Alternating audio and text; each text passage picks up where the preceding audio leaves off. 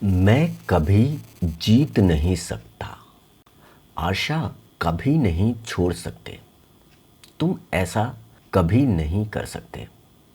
तुम आईपीएस कभी पास नहीं कर सकते। तुम किसी को कभी भी कम नहीं आंक सकते। हम कभी नहीं जान सकते कि वे क्या जानते हैं। नमस्कार दोस्तों, इस तरह के जो सेंटेंस हैं हम डेली यूज़ में, डेली की बोलचाल में डेली कभी न कभी बोलते हैं और सुनते भी हैं। तो आज हम जिस स्ट्रक्चर की बात कर रहे हैं वह है कभी नहीं कर सकते। इंग्लिश में कैन नेवर, कभी नहीं कर सकते, कैन नेवर। सेंटेंस बनाने के लिए इसका रूल बहुत ही सिंपल है।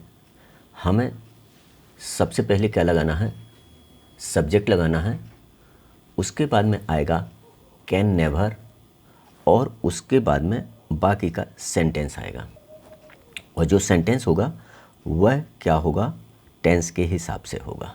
तो इसे और भी अच्छे से समझने के लिए हम आपको कुछ एग्जाम्पल बता रहे हैं, कुछ सेंटेंस बता रहे हैं, जिससे आपको आसानी से ये पूरा स्ट्रक्चर सेंटेंस में कैसे यूज होता है समझ में आ जाएगा।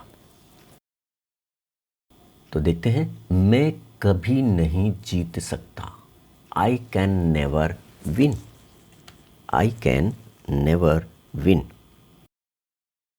आशा कभी नहीं छोड़ सकते, can never give up hope, can never give up hope. तुम ऐसा कभी नहीं कर सकते, you can never do that, you can never do that. तुम आईपीएस कभी पास नहीं कर सकते, you can never pass IPS, you can never pass IPS. आप उसकी कभी तारीफ नहीं कर सकते, you can never praise him, you can never praise him. वे इसे कभी नहीं जान सकते, they can never ever know it, they can never ever know it.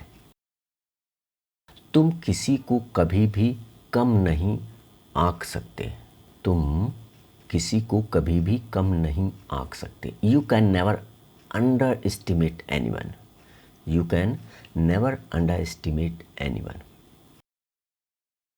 आप कभी भी बहुत सावधान ड्राइविंग नहीं कर सकते, you can never be too careful driving, आप कभी भी बहुत सावधान ड्राइविंग नहीं कर सकते, you can never be too careful driving.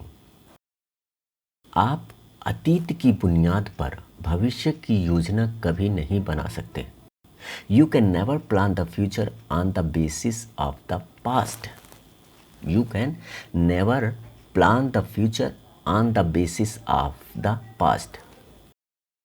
हर वो बात जो एक दफ़ा होती है दोबारा कभी नहीं होती, everything that happen once can never happen again, everything that happens once can never happen again.